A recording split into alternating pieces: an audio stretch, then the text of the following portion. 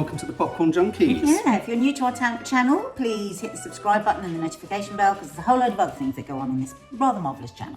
Apologies for my voice, got a little bit of a cold. But if you are after a non-spoiler review of Joker, Folie, Deux, Joker 2 basically, then click up there. I will pop the link. It's there. You can go and watch it. This is a spoiler review. We're going to talk about everything. We're not holding anything back. That's the point of a spoiler review. We get into the muckiness of the actual film. We talk about what actually happens. So it's only just come out today, but do check out our non-spoiler review, as I say, which is up there. Nadia and I were just having a discussion just before about whether when we do these reviews, we should make it clear from the outset whether we like it or whether we hate it. She's listened to Beyond the Trailer, who says right at the front, I don't like this film. And she's very outspoken about these things. I don't really like her. She's very angry. I've never met her before. I like her energy. I like her on the film business. Yeah. We rarely agree on films, right. but I do like her film, the business of film she's good on. So yeah, so this is the sequel. So most of you will have seen our non-spoiler review, and you'll know that we felt very favourably towards this film. So I think it's fair to say we can't keep that. That's a spoiler. You know what we think. I bloody loved it. Yeah, you bloody loved it. I absolutely loved it too. I thought it was fantastic. Now, it's really important to say this because this morning I just went, because of course it's landed today and all the critics have gone in to Rotten Tomatoes, and it's landing on Rotten Tomatoes. I cannot even begin to tell you where it's at. It was at 64%, which is not far off the first film, which there were a lot of naysayers of the first film, which is why it didn't get higher. It's at 39%, which is staggeringly bad. When you look at it... I've never understood the tomatoes. I always thought when there was less tomatoes, do you know what, for ages, I would have gone, oh, they've only hit them with 39 squash tomatoes. So I thought it was like a good thing. No, it's... Like if you got one tomato, it's like, oh God, it must be a brilliant film, they only threw one. No, it's not. It means basically it hasn't got enough fresh tomatoes. It's become a rotten tomato. So it's a miss. It's a miss. Years ago, one of our daughter's friends, who was about 7 at the time, said, I'm sorry, but I think you've got that the wrong way round. Actually means the complete opposite. Yeah, so, I mean, by any stretch, this has got the same Rotten Tomatoes score, and this will put it into perspective. I mean, nothing to you, Nance, but for sort of superhero films, franchise film lovers and stuff like that, this has got the same Rotten Tomatoes score right now as the much heralded and total turkey that was Black Adam. For movie fans, you will know that is astonishing. It's astonishing. It speaks to something other than whether this is a good or a bad film. This can't be real. There must be something else going on. Well, on that, before we get into this film, I do want to talk about the fact that, as I say, I don't know if you were aware of it, there was a massive backlash to the first Joker film. And the massive backlash to the first Joker film was, and the accusations were, it's too derivative, it's too like the films of Scorsese, it doesn't have its own ownership of its own style, and it was too nihilist. And the accusation, quite serious accusation, was that it appealed to an incel sensibility, i.e. the put upon male. It idealised and it idolised a sort of alienated and marginalised maleness and man. I refute that entirely. I didn't feel that once, and I'm very attuned to these things. That's what I thought. Wow. I think it might have been seized upon by incel, because I think what is compelling about the Joker's character... But you can have maniacs seize on anything and see it through their own lens, can't you? And that's what I think happened. And I think it was easy for the liberal press to then attack this, and I'm talking about The Guardian, and I'm talking about The Independent, and all this, very sort of, the same people who say Crazy Rich Asians is a great film wanted to hate the first Joker film. And I hate to say it, I think the appetite for destruction is high on a second film. And I think what's also proven to be this film's undoing is all of the confusion and contention around it being a musical or not. That's where I think most of the issues reside. So with all that in mind, going into this, I was, in a sense, my sort of radar was sort of very acutely aware of looking to how Todd Phillips, the director, was going to try and, not that he had to, but I felt and I saw and I sensed from the trailers, and I was hearing sort of through kind of feedback on the film of test screenings, that he was trying to course correct a little bit the accusation of incel and all that kind of stuff, which kind of makes sense when you start to look at parts of the plot towards the end of this film, I think. Right. Putting all that aside, this is a movie starring Lady Gaga and Joaquin Phoenix. It's really great. I mean, I'm so lucky in that the two of us going to the cinema together, it somehow works. We're a beautiful disaster, aren't we? Because Mark, of course, studied film, and like what he doesn't know about movies, I probably don't need to know. So I think that naivety that sometimes I go into with the film, but you're very good because you can know all of stuff and all that stuff, and then you park it and then you watch the film totally. And so maybe I was very lucky that I wasn't thinking of any of that. I just had nerves. I just had nerves for them all because nobody makes a film like this without going through some serious shit. No. And so nobody's just going out to make a shit movie, are they? No. So we knew they were striving for a masterpiece. Yeah, absolutely. With Oscars behind them for the previous one and everything. And so I was just nervous as to whether I was going to just feel anything like I did the first time. And in this household, the first movie turned us all upside down for quite a while, especially our eldest daughter. So that I was more sort of nervous about that, I think. Yeah, I mean, when I sit down to watch any film, I mean, I'm coming at it from a film critic, a film historian, a filmmaker. I mean, I'm more intrigued and interested in how. Every time people say to me, oh, but surely knowing how something's done must ruin it for you. It doesn't. For me, it amplifies the magic. No, for you it doesn't. It was for some me, it would. But I think that's why it's great that we get to see movies together. But you're right. I do think a lot of reviewers don't look to the emotional aspect or the. I don't want to sound like a wanker, but the spiritual aspect or the existential aspect of any film in almost any review. And I've looked at quite a few reviews of this, and if there's one quite obvious sort of errata or something missing from all reviews, none of them have gone to the human truth that this film's trying to explore. Well, I think maybe that's also something to do with our, passionate interest in mental health and the human condition and what makes us all tick and what's the meaning of it all. So, and this film, like the first one, for me, had just that in spades. Yeah. I mean, it was like a smorgasbord of delights for me. Just like, what the hell is going on? Yeah, what's driving them here? I mean, how more nuts are they going to go? I mean, the first film, again, and the reason one does talk about the first film, I mean, the other aspect of all of this that I think people have possibly taken umbrage with, Joaquin Phoenix is a class actor. He won an Oscar for this. He's quality. Lady Gaga, Star is Born. And a person of real integrity. Exactly. So I think a lot of people's feathers have been ruffled by the idea that he's even signed up to the idea of a sequel. Sequel is a dirty word. The only director... But when you sign up to something that is so brave, because it's just like going so... I doubt if he would have just done a sequel. No, but I think a lot of the critics, a lot of people are so sort of, I don't mean to be rude, but are so sort of limited in their analysis. They go, oh, he's signed up to a sequel, this is purely franchise exploitation, etc. What they wanted to do, if you believe the interviews with them, is they wanted to explore a character they both really enjoyed creating. And take enormous risks. Exactly. So it's a love affair. Whether they like it or not, people are calling it a musical. Yeah, exactly. But from the outset, even as the news started to trickle through before we saw the first trailer, and I was like, they're saying it's going to be a musical. It was less that it wouldn't work, but it was more that people are not going to get on board with this, and that, I think, is the problem here. So, what is it? It's a love story. It's a crazy kind of love story. It's the most insane love story between two of possibly the most insane characters in comic book history, Joker and Harley Quinn. Obsession story. Obsession story. An obsession story, but also a kind of control story, a folie à deux story, a sort of twisted, shared madness, a shared perception of the world. And this is a film about that. It's a massive courtroom drama. It's a massive courtroom drama. It has musical numbers throughout. As I said, it's a love story. And it's a film about masking, and it's a film about what we show to the world and what we don't show to the world, and therein lies the rub. And it's all parked within... And of course, the old, are we mad or bad?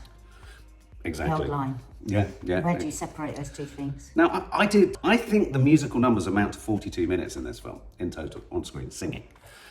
Which means, officially speaking, as a nearly 2-hour film, it's not a musical. No, 2.5-hour film. It's very much not a musical. Yeah. If only 42 minutes is them singing. So do not be put off, that's my first line, by the idea of it being a musical. My friend Ninad in Berlin has said, this isn't a fucking musical. Music is one of many devices used to access the emotional sort of points in these characters' stories. So as you sat down and it started, well, the first thing it starts with is a very bizarre, which I didn't think worked at all, cartoon. Sort of Looney Tunes cartoon. Oh, I liked it. Did you? Yeah. Oh, that's interesting. Tell me why. I did. I didn't like that. Because it just destabilised me a bit as to what was going to happen next. And I think that's what you went for. I was quite like that. And I think there was a lot that went into that. You know, years ago my parents had an animation company. You don't just throw one of those together. Oh, no. I mean, no animation sequences ever. The detail of this, and it's like, wow, they're really set. I just loved it. It was like amuse-bouche. Do you know what an amuse-bouche is? Well, it's a selection of the best bits, is it? No, an amuse-bouche is something to delight the mouth, like a little nibble of something before you start, even your starters. Right. So it was an amuse-bouche. Oh, well, I love that you like that, because for me, I was as I sat there, I was like, oh, fucking hell, I don't know if this is going to work. And the Looney Tunes. Yeah, the Looney Tunes, I like all of that. Which, but of course, again, it was a risk. Straight off the bat, we knew this wasn't a sequel. Good point. This was like a group of really talented people that said, Fuck. The only way we're going to do this is if we are like hanging on our fingernails with fear of how people could take it. Yeah, absolutely. And then we have this wonderfully, cinematography is a carryover from the first film. The cinematographer on this, it's Lawrence Sher, is some of the most stunning cinematography known to man. I mean, this guy has just, has defined Gotham, well, not even Gotham City, but the Arkham Asylum. It was just so beautiful. It was, if you think we saw a film recently set called Sing Sing, which did a very different, not even documentary, it's a treatment of a penitentiary stay. But this was, wow, it was fictional but real. It was stunningly composed. Every frame, however miserable or truly romantic and beautiful it was supposed to be, it was all beautiful. Yes. And so, like, the horrors within the mental asylum. You would know better. I didn't know what it was, but just everything was so. Even the grimness was beautiful. The production design was beautiful. They did that really clever, masterful thing with the lighting and the production design, and just the set painting. Rarely would one talk about set painting, but in this film you do, because they have really thought about. They've thought about it as a comic, the little kind of frames you get in a comic book. They've thought about those frames. I mean, obviously you did, because it's a film, but they've really considered, and this is one of the things I love in filmmaking that makes the emotional truth of a film work so well, is consistency. They had a consistent rule book of colours, lights, composition, the rule of three, homing in the middle, parking on the left. Just everything about this film was great. The camera moves were well calibrated. It was a churning, it was a kind of grinding sense of, like your guts were twisting, the camera's doing that for you. And then parked in the middle of it all, so he's in prison, he's killed old fucking Robert De Niro in the first film. He's in prison, and then he sees possibly the most beautiful vision in his life. Mental asylum. It's a mental asylum, yeah, the Arkham mental. They're trying to get him into it. He's got a lawyer, so he's trying to get him into Brilliantly played, I thought, by Catherine Keeler. I loved her. She's a Catherine Keeler, sorry. She's a cracking actress, she's brilliant. And I thought their relationship was good too. And then, of course, moving in quickly to the relationship, he sees Harley for the first time, or Leigh. He sees Harley Quinn. But just before that, because this was like an important thing, the brutality, be prepared, of the asylum was really, really hard for me, and that was set up right at the beginning. Yeah, he does get dragged around. I mean, that scene just when when he's being taken off, they keep saying, "You're going to jump for me," right at the beginning. The guards. You got a joke to tell to me? You got a joke for the day? If you got a joke, they keep asking him to perform. Yes. So it sets up really early this kind of really anxious state. You don't know what this means. I thought it was something sexual, if I'm honest. Right at the beginning, I thought that's what it was. It was just, and then this awful scene where they're shaving him and then they cut him purposefully. And at that point, before he goes for the singing moment, I was so miserable, but in a good way, because the film was so good. But I was like, this is going to be a horror story, absolute horror story. Well, what I thought was really clever in those first 10 to 15 minutes, where it is grim. And he's put upon, and he's in, he looks like he's not actually in solitary at this point. That but he first scene with him, and he's naked. Body. His body. Has he been CGI'd, or has he actually got that lump there? Well, I said to Maddie, it was almost like they had something put in his shoulder. She goes, no, he has got a funny shoulder. Oh, he has got. Knows everything about him. Fucking hell, has he? But it was. Didn't you find that really disturbing? Because it looked like he'd almost just had his shoulder dislocated. It's like he'd done it for the shot. It was. Sometimes when you listen to him talk, he might have done. It was grueling those first 10 minutes. Well, so there was those. But what was also baked into those opening minutes, and this is where Brendan Gleeson's performance is sensational. Oh my God. He really gave us personality to what could have otherwise just been a location. Do you know what I mean? He gave a sort of ownership of the space. Yeah. His brutality. His brutality, but his with obsession. a smile, because you thought the whole time, is he kind of his friend? Yeah. Is he the one that's going to save him? That's what I thought. I thought, in the end, are they going to be friends? Well, no, I didn't feel that. What I thought was really clever about his character and all of the kind of supporting kind of crew in the kind of asylum was that although they were teasing him and taunting him and saying, perform, have you got a joke for us, Arthur? Have you got this for us, Arthur? Come on, have you got a smile, Arthur? They were obsessed with his stardom. They were all his audience. They were starry-eyed. Right down to the guy who asked him to sign his book. But that was very scary, because as we know, that can bring out a lot of jealousy in people. It was, and that dark moment where one of the future. assistant guys, he gets him to sign his book, and he says something about when he's the assistant who asked him to sign the book says, you know, it will be worth something when he's dead. Yeah. And there's a moment where Joker looks at him, and it's so chilling. And then he puts the book down, leaves the room, the guard opens it, what did it say? I hope you get cancer. I hope you get fucking cancer. I mean, this film is not, I'm going to say it from the outset, it's grim, and I think for Nance it was much more traumatising than the prison stuff. It was violent. You guys might be alright with it, but it didn't have the same weird sort of violence that the first film had, which was like eyes, you know, it doesn't have, the violence happens a lot more to Joker in this rather than him meeting it out. I got like Midnight Express vibes, that's what I got. Yeah. So Lady Gaga appears. That wonderful moment, which I think is one of the sexiest moments in film now, which she shoots. Oh my God. When he's taken to the other side of the asylum where people are treated decently, where there's a singing group. Yes. And I love the reveal of that. We discover that actually it's because Brendan Gleeson's character wants to be a singer. Wants to be a performer. I love that. They don't go too deeply into that, but I love that. We're told big stories about people with with not many words. I love that. It's sensational. Stories. So it's Brendan Gleeson's ambition that facilitates the meeting, if you like.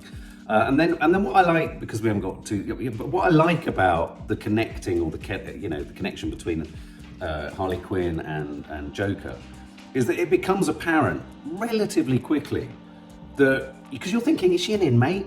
Is she a psychologist? Is she? Because in the comic books, I always thought she was his psychotherapist and all that kind of stuff. That's lucky, because I didn't know any of that. But in that first minute when they see each other, and because I've thought a bit now since we did the non-spoiler, we went to the premiere and Lady Gaga was there doing an interview, and she said that Joaquin had said to her, imagine if a hurricane and an inferno meet and then everything is still and quiet. Yeah, you said that. I think, now when I'm thinking about it, that moment when she just puts the gun to her head and it's everything kind of I think that was her note from Joaquin. Wow. And especially you said it's one of the sexiest moments. It is. It's so sexy. And also it speaks to everything that, you know how you often, I love it. I mean, I'm really excited because I'm making a film at the moment, and the guy who's composing the music looked at one shot, he said, that shot summarises the film. I love a shot that summarises a film. And that moment, when she does that, for me, summarises the entire film. The hurricane and the inferno.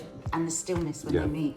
And then from that point on. And from that point on, we're on a kind of high-kicking mental trip into the darker regions of a love affair. But what transpires? Very sexy. It's very sexy. There is sex. I don't know how you felt about that. Even though they have sex. He is so repulsive. Yes.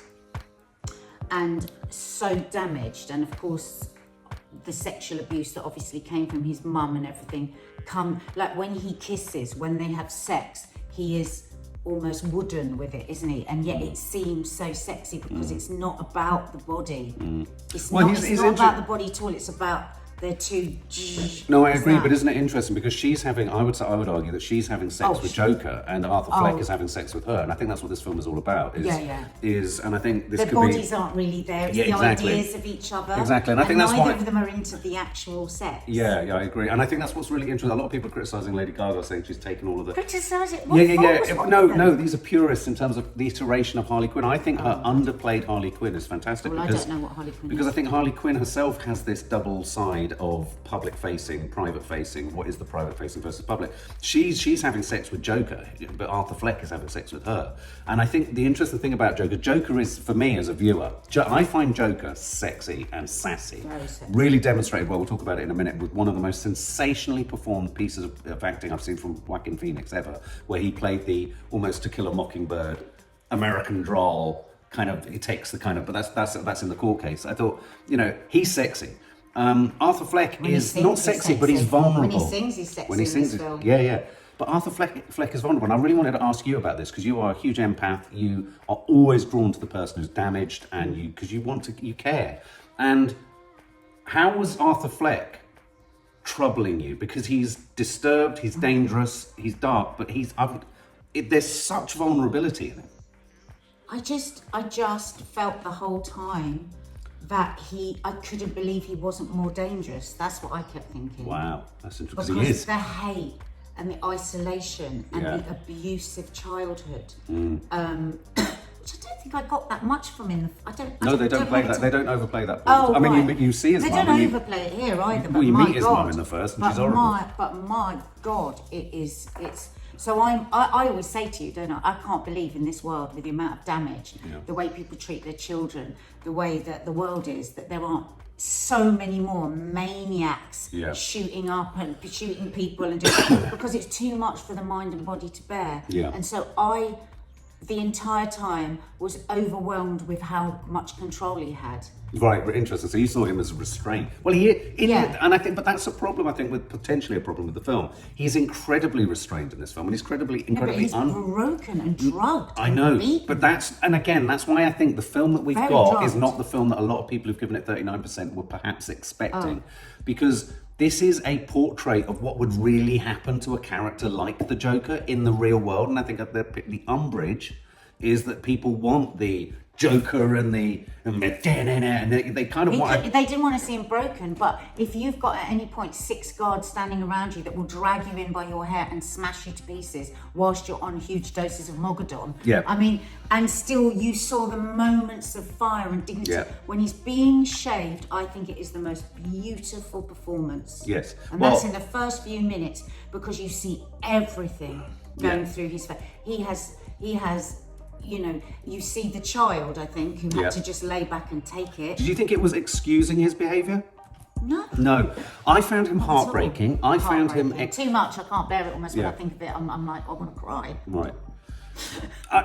So at this point, we're kind of moving through the story. So what did we think of the musical numbers? Because at this point, we've got quite a few musical numbers coming through. Totally astonishing. We say in our non-spoiler review, how I was really nervous because Mark has an absolute loathing of musicals. Yes. Like his right armpit pit will sweat if somebody even so much as looks at the guitar. And if anyone bursts into song, I mean, we've been married 20 years. I used to sing all the time, not a good singer, but I've muted myself because as soon as I start singing, he goes, but it's almost the sun's got his fucking hat on today as well. That's how much you just get really embarrassed about it. So I was like, oh my God, what's it going to be like when the musical numbers? Is he going to be sat there just like twitching? But Well, no, and I thought I was going to be, and I have to confess that first moment where the first song started, For Once in My Life, or whatever it was, which loved it so much. I'm not a musicals fan. No. The other problem with this film is everyone is approaching it because the word musical has been used. What this film, I said it in the non-spoiler review. For me, this film and Todd Phillips and all of them have really cleverly honed in on the inherent insanity of musicals. They're fucking weird. They're fucking mental. Just fucking singing. And I used to say to my nan, they're mad people. This is mad people doing mad things. None of it's believable. That's the point. And I think he's done a really clever thing where he's honed in on what the DNA of musicals is. I.e. it's weird and it's odd and you have numbers and they're used to move the story along, though some have said they don't move the story along in this. I would argue they entirely don't move the story along necessarily, but they move the emotional story along. They shift you around, they shape you up. Seismic Apparently shifts. The director got irritated when he was asked whether it lightens the film. Yeah, he did. And he, because he wants it, says it darkens it, but I'm sorry, it does both. Because it gave me relief from the. It gives you respite. I don't think it lightens it. I think it respites you. Respites you, it respites you, but does magnify the feelings as well. Yes. Well, I think it because I couldn't have borne it if there wasn't a bit of him just like. Yeah. Because that's where you see the old Joker in the musicals. What the people love, the guy coming down the stairs with all of that.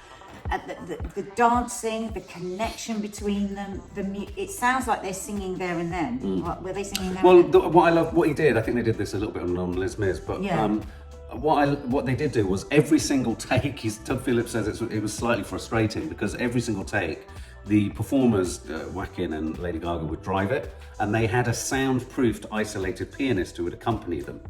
And so each take, they would perform it differently, or however they felt they did. He said in the edit, it was a fucking nightmare in the edit to get the accompaniments and arrangements. Well, it was just brilliant. And so it really worked because every single musical scene, it just took us into the heart of their feelings. It wasn't eggy, it wasn't icky, it was actually, and you're right, Nadia, actually, you made a really important point there. The very thing a lot of people are saying, but we don't get the Joker, the kind of weird, the Joker of, of every single, the Jack Nicholson, every time we see them, the performance, yes you do, you get him in spades. And the most violent moments from Joker happen in the songs, albeit it's all happening in the mind.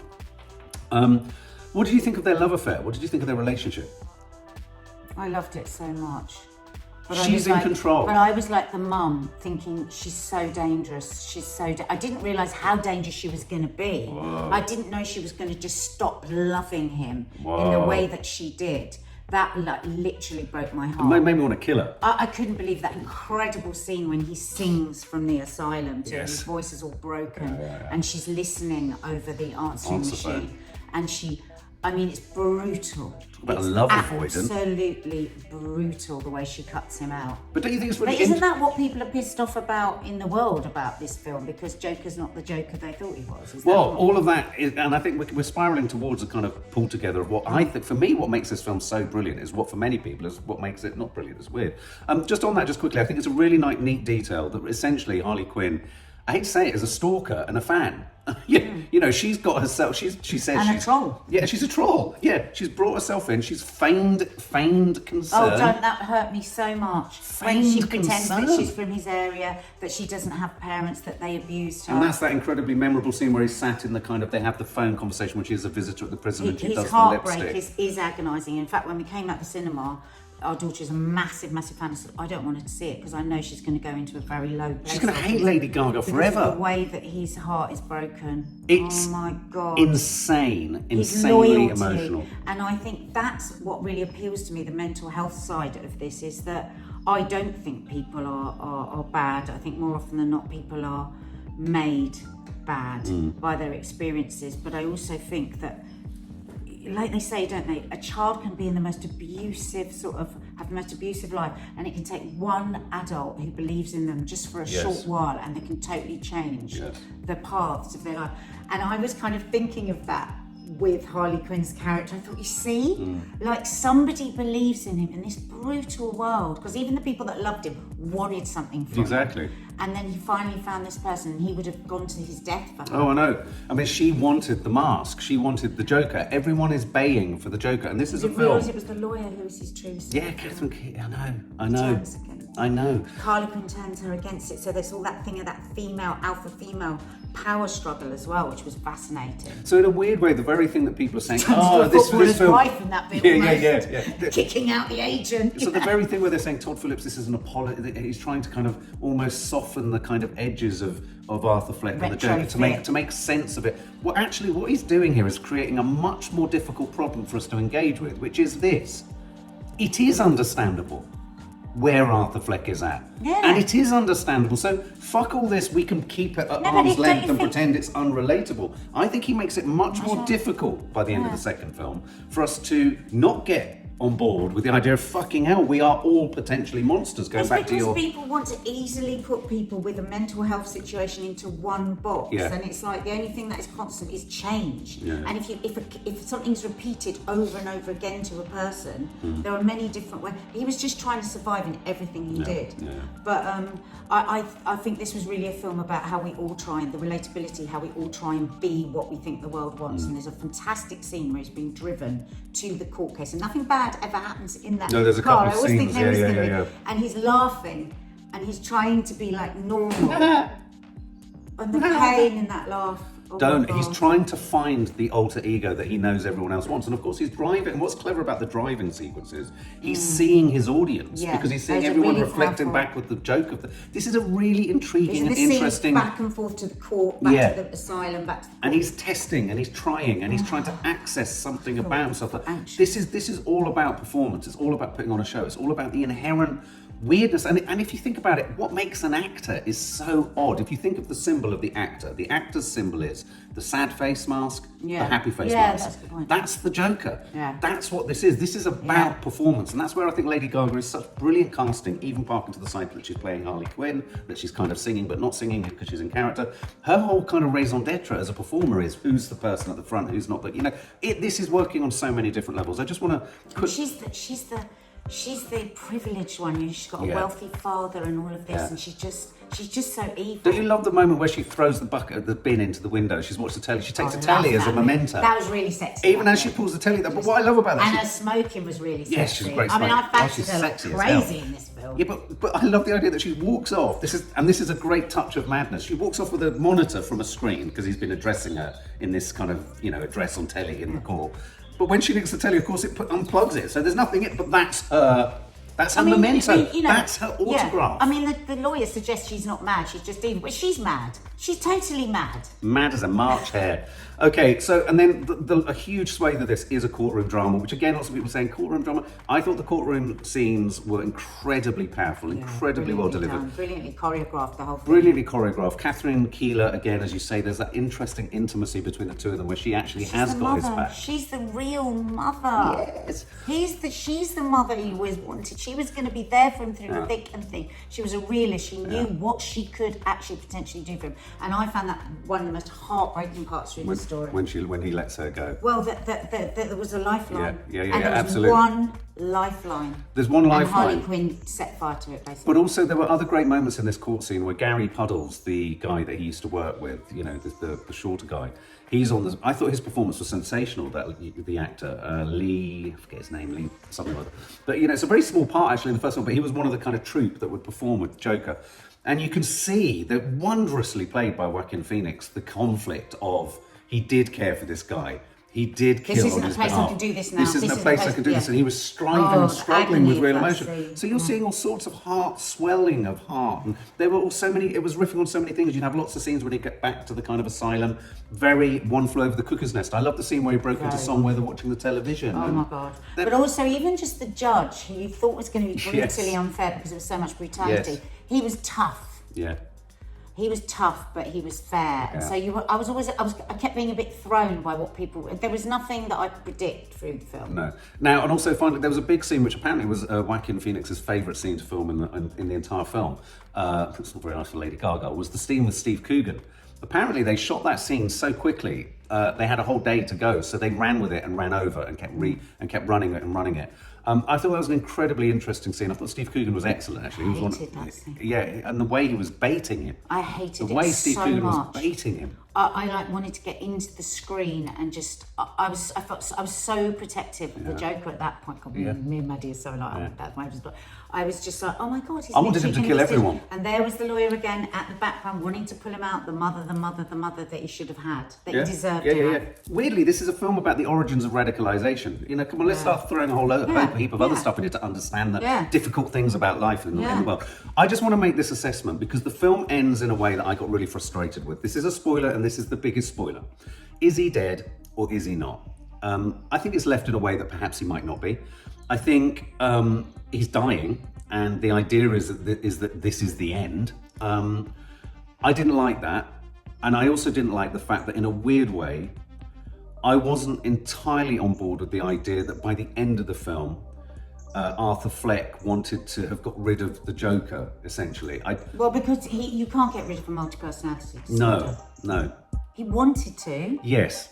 Doesn't mean he did. Good point, thank you. You've rescued that detail from me. But here's the other thing about the film. My detail, though, was right at the beginning of the film. What? The guy that ends up killing him. Right. I spotted it because it was too obvious. Yeah. Well, I knew kind of what was going to happen at the end. But cartoon-like. I mean. Well, did you see at the very end? He also carves a smile onto his face in the background. I thought he was stabbing his chest. Is that what he was doing? Carving a smile into his face. So is he going to be the next Joker? Well, I hope not. I hope that's not the idea. But here's the thing, and I want to talk to why everyone's so fucking destroying this film, basically. And I've got a really interesting theory on this, which I wrote down in the middle of this review. And we've got to finish up soon. The reason people are really angry, what we're seeing in the real world is an absolute mirror image of what happens with Harley Quinn towards Joker. When he goes to where he's gone, he wants to get rid of the other side. He doesn't want her to fall in love with the Joker side of him. He wants her to fall in love with the Arthur Fleck side. This film wants you to fall in love with the Arthur Fleck side. Society and the film-going public doesn't want to. They want to fall in love with Joker. All of the things coming through are, where's Joker? The very thing that happens to Arthur Fleck in this film, at the end of this film, is happening to the film in public because people aren't happy with the Arthur Fleck that's behind the Joker. They just want the Joker. Well, this is funny if we go to the incel idea that you were talking about at the beginning, which I would say anyone can pick it up and make it a film about their own stuff. But I think we are in a world where there is so much toxicity about what we think we want and what we actually want. Like, I want a decent man, or I want a loving wife, but actually, how often do we want the mad bitch, and how often do we want the toxic bad boy, and how much do we really want the vulnerability of another person, and how much are we just so influenced by what the world tells us is sexy, meaningful. And it's not. Most of us are terrified to show our true vulnerable self, aren't we? And I think because we do think that people won't like it. Yeah, and I think what's happened here is most people don't want it. They don't want the vulnerable stuff. They don't want the reason that the Joker is the Joker. But that should not be about an incel thing. That should be about all of us as human beings. How many of us really meet each other with total open hearts and say, this is who I am with everything. I need you. I need so many things, and we're masking all the time. Everyone is masking. Everyone's got secrets about their true inner self, haven't they? And so, but I think what's happening, it's unbelievably relatable. Yeah, and I just think what's happening in the real world is a total mirror image of what happens to his character, and how actually the crowds in the street at the end when he's broken out of the courtroom, they're not interested in him anymore. They're interested in everything else. No one's actually interested in him going to see this film. They're interested in the idea of him that they think they've got from somewhere else. So I would say this is an absolutely perfect addendum to the first film. It's an extension of it. I'm only going to give it 99 because I don't want the suggestion of him being dead, even if he might not be dead, and I didn't want him to We don't know he's dead. No, we don't know he's dead, and also you've kind of rescued that detail which I didn't like, which is like he wanted to get away from. Yes, you're right. He wanted to get away from Joker, but he can't get away from Joker. It's like somebody that's really depressed that has a good day, and yes. I'm not going to go back to that dark place. Well, you're probably not going to have the bloody choice. You're going to get nothing from this film if you don't have any feelings about mental health, about love, about the twisted contradictions of love. If you can't and aren't willing to allow the music to get into you in a way that isn't about a musical number, but is actually about emotional truth or emotional deceit. Because it's really true, actually. If you don't want to go deep in life, you won't like this film. You'll hate it. This is a film that goes deep. So all these reviewers like Peter fucking Bradshaw going, doesn't really go anywhere, then you haven't gone anywhere emotionally. I'm not in a relationship with him. I'm so pleased I don't have a friendship with him, because I bet you don't talk about anything in detail while the kind of nuts and bolts of the structure of it. But no, this is about the human condition in all of its lurid contradictions. So, guys, thank you for hanging out with us. Please hit the subscribe button and the notification bell. It really is lovely. Please tell people about us, and please have a look around the channel. As I say, we've got so much going on here. Something for everybody. Thank you.